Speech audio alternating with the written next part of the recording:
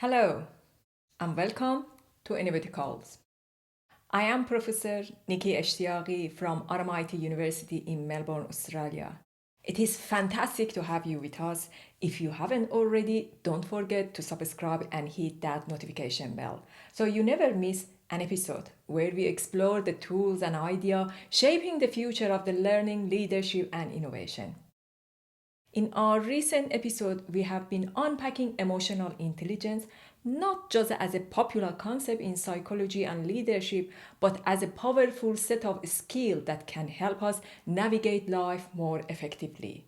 Emotional intelligence gives us the ability to recognize and manage our own emotions, understand others, and build stronger relationships. These are the kinds of skills that don't just help us in the workplace, they help us in our career, in acknowledging our strengths and weaknesses, in setting realistic goals, and ultimately in living more fulfilled, balanced life. It also a crucial role in how we connect and communicate with others in a meaningful, respectful, and impactful ways.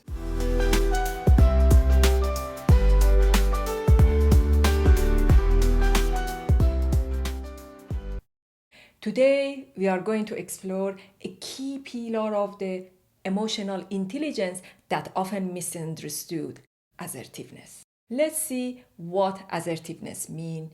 In a simple term, assertiveness involves communicating feeling, beliefs, and thought openly and defending personal rights and values in socially acceptable, non-offensive, and non-destructive manner. Assertiveness is a complex and essential component of emotional intelligence that transcends one's ability to express emotion. In other words, being assertive means you are able to express yourself honestly and respectfully without being aggressive and without being passive.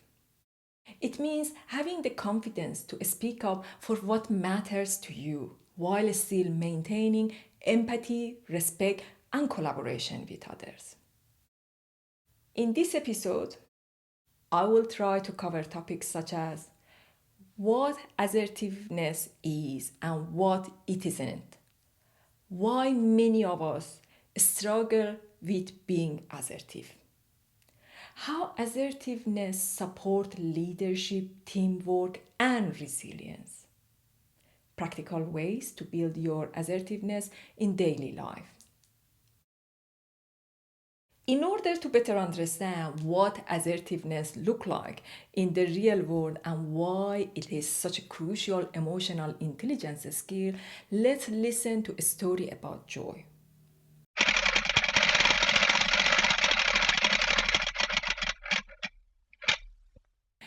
Joy was a skilled mechanical engineer working for a mid-sized engineering company.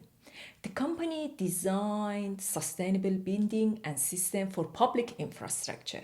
Joy was known for being reliable, focused, and detail-oriented. She always completed her work on time and did it well. However, Joy was quiet during the meetings. She listened carefully but almost never shared her ideas. Even when she had a handful of suggestions, she kept them to herself. She didn't feel confident speaking in front of others, especially when senior engineers were present. She worried that her comments wouldn't be good enough or that she might be wrong. After 2 years in a company, Joy saw that the others who were more vocal were getting promoted. Even if their technical work wasn't better, they were noticed because they spoke up. Joy started to feel frustrated. She wanted to grow in her career, but she realized that her silence was holding her back. One day, during a design meeting for a stormwater system, Joy noticed a possible issue. The plan might not work well during the heavy rainfall, but again, she stayed quiet. Later, she regretted not speaking up. A few days later, Joy had a coffee with a friend, someone she had studied with at university. Her friend now worked in a different company and had recently completed an assertiveness training course. Joy shared how she was feeling stuck in her job. Her friend listened and said, "You know, I felt that the same way before. That course really helped me learn how to speak up in the meetings. Maybe it could help you too." Joy decided to give it a try. She signed up for the same assertiveness course.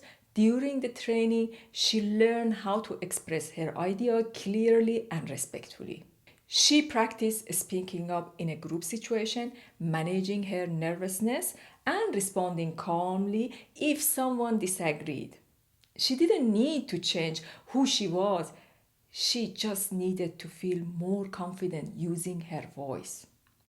A few weeks later, the team met to review a new design for a water treatment plant. Joy noticed a way to improve the design and reduce the cost.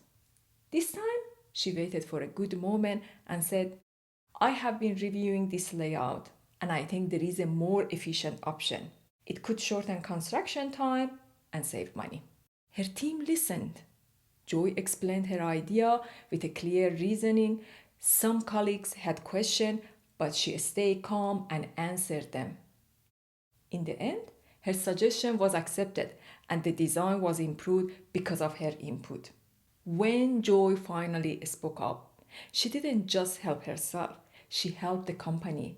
Her idea gave the team a better solution, and that showed her value in a new way. This gave her more confidence to keep participating in future discussion. Over the time, Joy became more comfortable expressing her thought. She used her assertiveness to communicate in a clear and respectful way. Soon she was promoted to lead a project and her responsibilities grew.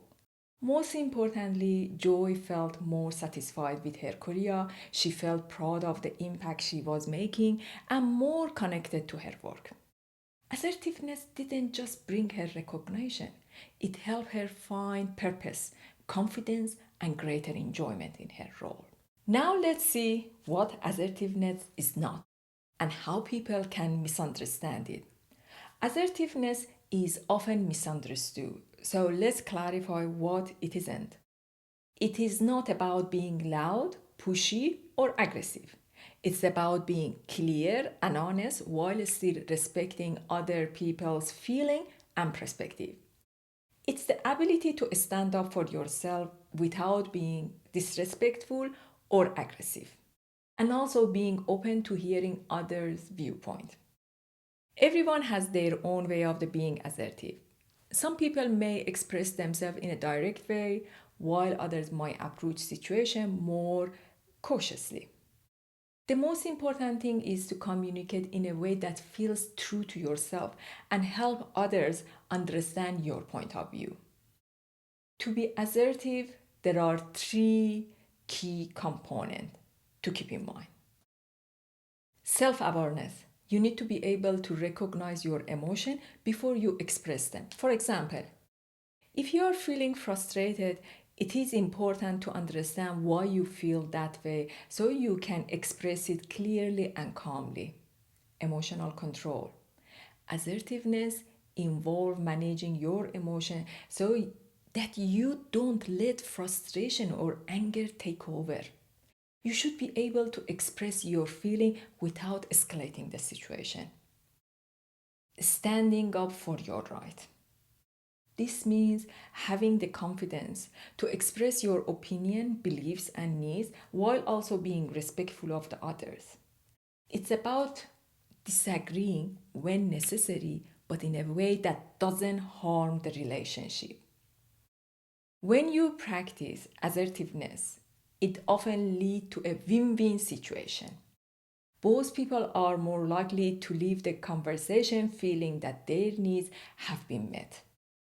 This strengthens relationship and create a positive environment where everyone feels heard and respected. Another topic which needs our attention here is common misunderstanding about assertiveness. Let's take a moment to understand the difference between assertiveness and aggression. It's a common mistake to confuse the two. And many people shy away from being assertive because they fear it may come across as aggressive. They worry that might hurt others' feeling or become less likable. However, assertiveness is not aggression. Assertiveness involves clearly expressing your thought and feeling while also being considerate of the other person's perspective and emotions. It's about being understood and seeking solution, not about forcing your way. On the other hand, aggression often involves pushing your point of view without any regard for others' feeling, sometimes through the intimidation or manipulation. To better understand this difference, let's listen to Sue's story.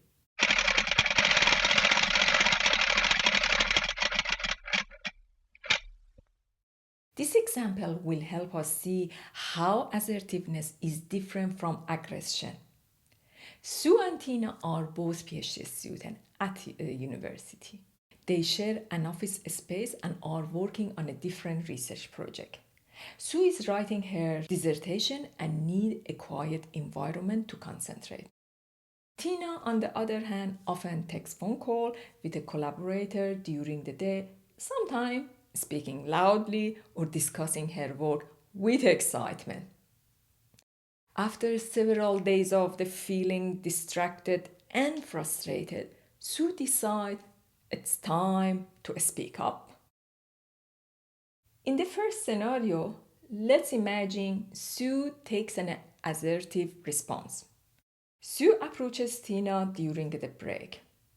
Hey Tina, do you have a minute to chat? I wanted to talk about something that has been making it hard for me to focus. Tina, sure, what's going on?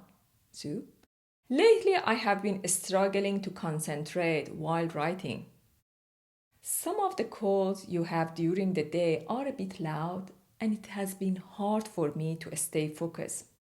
I completely understand that your work involves team meeting and discussion.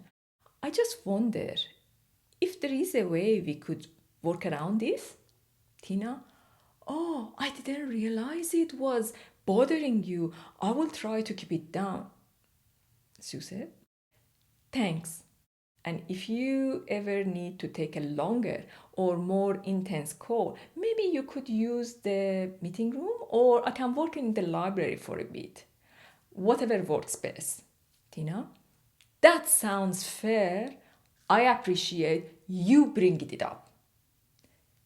In this situation, Sue is assertive. She expressed her needs clearly and respectfully. She explained the problem without blaming Tina, and she also acknowledges Tina's need. Now, let's look at the second scenario, where Sue responds aggressively. Sue, Tina, your talking is driving me crazy. Every day you are on the phone and I cannot get anything done. Tina, I'm just doing my work. I have to make those calls. Sue, well, maybe you should do your work somewhere else. If you can't keep it quiet, some of us are actually trying to focus. Tina, okay, you don't have to be so rude about it. Sue, I am serious. If it doesn't change, I will report it to the supervisor. In this version, Sue is aggressive.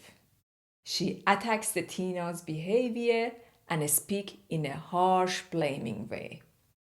Instead of opening a conversation, she creates conflict. There is no attempt to understand Tina's situation or find a middle ground. This kind of approach can damage trust and make working together more difficult. What we can learn from this story? This story shows that being assertive is not the same as being aggressive. Assertiveness is about clear and respectful communication. You speak up for yourself, but you also listen to other person and you try solve the problem together. Aggression, on the other hand, often leads to stress, damaged relationships, and ongoing conflict. It may bring short-term results, but it usually causes more harm than good in the long run. Assertiveness is such an important topic, and we don't want to rush through it or cover it too quickly. That's why we will continue this discussion in our next episode, where we will explore more real life situation, give you more practical tips, and explain how you can use assertiveness in your own study, research, and everyday life. I hope you found today's episode helpful and interesting. If you did, please subscribe and hit the bell icon so you don't miss any of our upcoming videos. Here at Innovaticalls, we are building a community of friends who want to learn, share, and grow together. We believe in supporting each other by sharing our real experiences, knowledge, and skill so that we can all succeed, not just in our study and career, but also feel more fulfilled in our personal lives. We would love to hear from you. Please leave a comment below. Tell us what you learned today. Share your thought or ask any question.